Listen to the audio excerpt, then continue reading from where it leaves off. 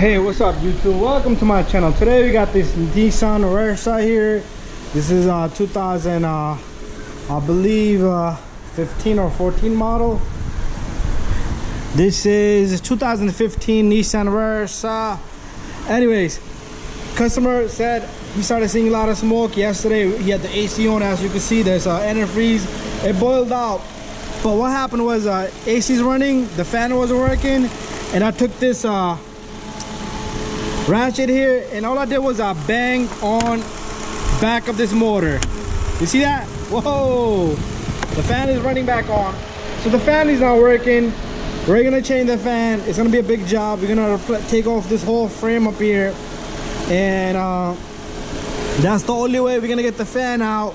If we need to drain the antifreeze, we will drain the antifreeze. But anyways, we're gonna continue this job. Once we get this Lexus done changing the filters on it, then we'll continue this. So that's how you're gonna check a small little test. You could bang on the motor and we'll start to work, okay? If there's no air on the highway, it won't heat up. He had the AC on, he turned the AC off, the car was all right. But on the highway, you'll get air going through here. Anyways, let's continue once the car is on the left.